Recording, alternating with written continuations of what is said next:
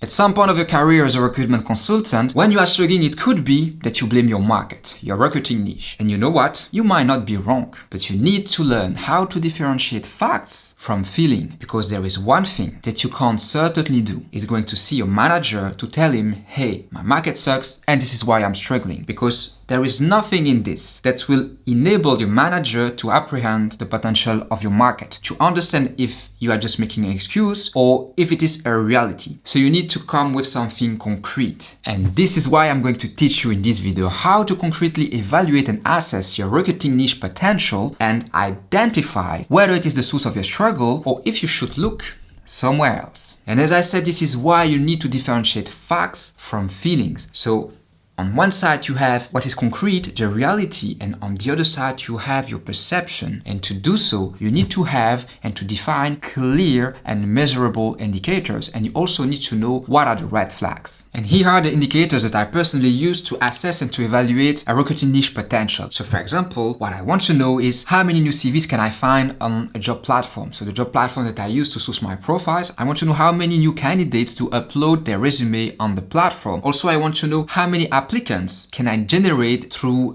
job adverts. So when I post an ad, how many people are applying to the job, how many relevant people. Another question that is really important is how long does a candidate stay on the market? That candidate that you just found on your platform, if he's still looking for a job in 6 weeks from now, it doesn't sound very good, okay? But on the other hand, if after a few days, not even a week, he already found a new job, it's not very good neither, because it shows how competitive and saturated the market is. Those are very important indicators that will help you to assess the candidate potential. Also, what I want to know is how did they find the new mission? So the candidate that you were following, when he start a new job, how did they find that job? Through an agency, indirect, did he apply? Has he been contacted, etc. It is really important to know that. And also you want to know the unemployment rate. So if there are a lot of people, a lot of candidates without a job looking for an opportunity on the market, it's not a very good indicator from recruiting perspective. It means that there are not that many jobs available and that there are more jobs available than there are candidates. And it's not a good thing, obviously, if you are a recruiter. And this will help you to understand if you are more in a candidate-driven market or a client-driven market, and thus how easy or difficult it will be to deliver on a job. Also, a very important indicator is the job volume. So you go on a job board and you check how many jobs can you find in this specific niche. What is also really important to know and to understand is your competitors. Who are there? What kind of business model do they have? What kind of rates are they applying or margins, etc. Because for example, if you have a permanent staffing business, you are trying to place employee and you see that mainly competitions, the people that are placed at your client, they're actually working for consulting company, they are on the payroll and they are also to the client, and realize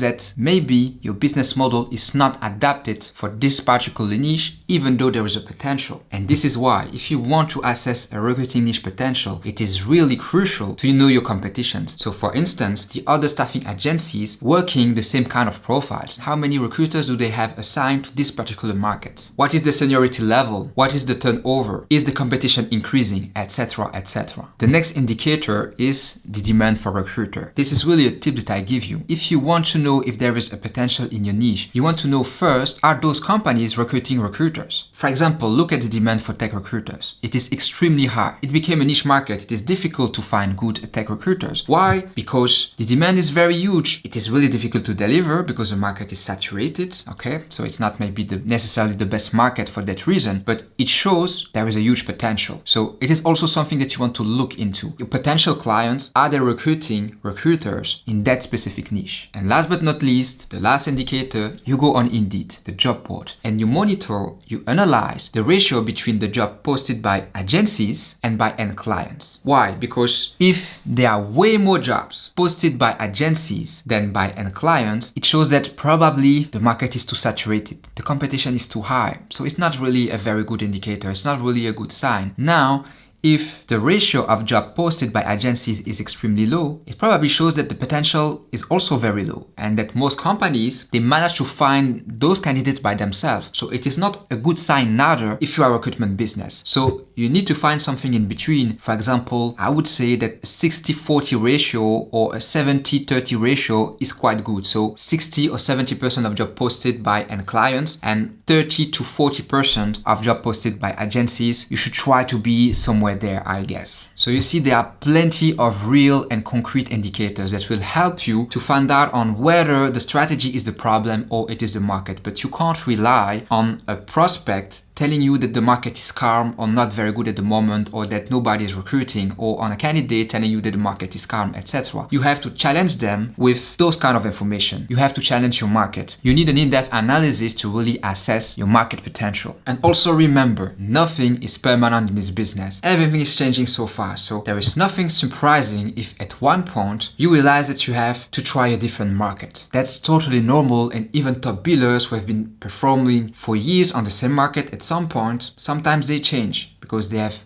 good reasons to do so. And that's the second point. Whatever choice you make, you need to make sure that it is an informed choice, because building a market, it requires a lot of time and energy, and you want to make sure that your decision is wise and that you are not wasting your time. And this is why you can't blindly pick a market, because you need a long-term strategy. So you will have to stick to it for months before you can realize on whether or not there is a real potential in the market. So make sure that you have good and measurable indicators that indicate that yes, you can go in that direction, you can give it some time, and you can stick to your strategy, focus on the process, and expect results on the long run. And last but not least, if you found any value in this video, please, it is very important, subscribe to the channel, like the video, and comment. And if you want to have my best tips to become the best recruiter, then please watch this video next, and I will see you next week in the next video. Thank you.